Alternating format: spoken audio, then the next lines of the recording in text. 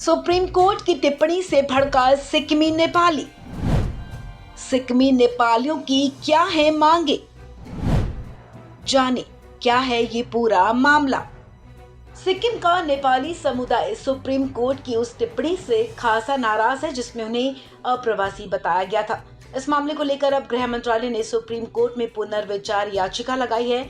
गृह मंत्रालय का कहना है कि सिक्किम के नेपाली समुदाय को विदेशी मूल का बताए जाने संबंधी सुप्रीम कोर्ट की टिप्पणी पर पुनर्विचार किया जाना चाहिए। आपको बता दें, पूर्वोत्तर राज्य सिक्किम के नेपाली समुदाय को अप्रवासी बताने वाली सुप्रीम कोर्ट की टिप्पणी पर नाराजगी जताते हुए वहां स्थानीय समुदाय के लोग विरोध प्रदर्शन कर रहे हैं।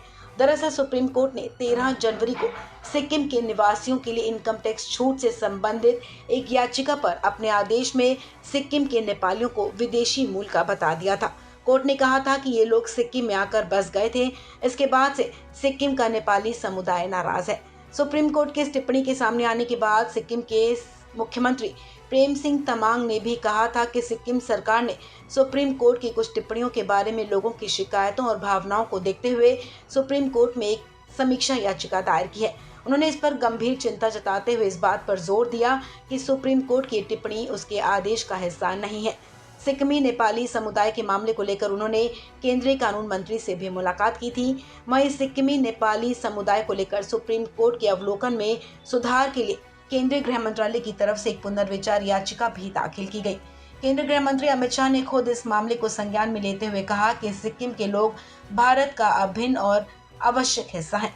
सिक्किम के लोगों के संवैधानिक प्रावधान की रक्षा की जाएगी और सुप्रीम कोर्ट से सिक्किमी शब्द पर संवैधानिक प्रावधानों के अनुरूप स्पष्टता का अनुरोध किया जाएगा। आपको बता दें कि शुरुआत में सिक्किम में चल रहा विरोध प्रदर्शन महज सुप्रीम कोर्ट की विदेशी मूल वाली टिप्पणी को लेकर था, लेकिन अब इस मामले में जाति और भाषाई पहचान भी जुड़ गई है।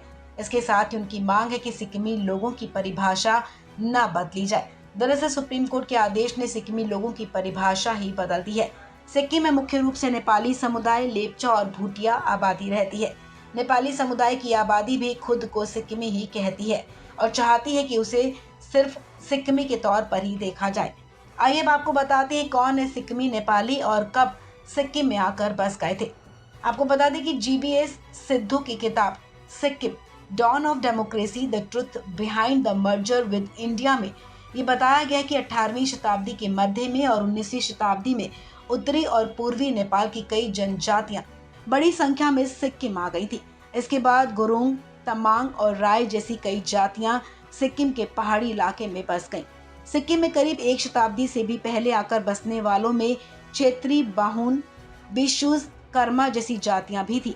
नेपाली मूल की ये जनजातियां नेपाली भाषा ही बोलती थी। किताब के मुताबिक सिक्किम के भारत में विलय से पहले तक नेपाल के लोग यहाँ आकर बसते रहे।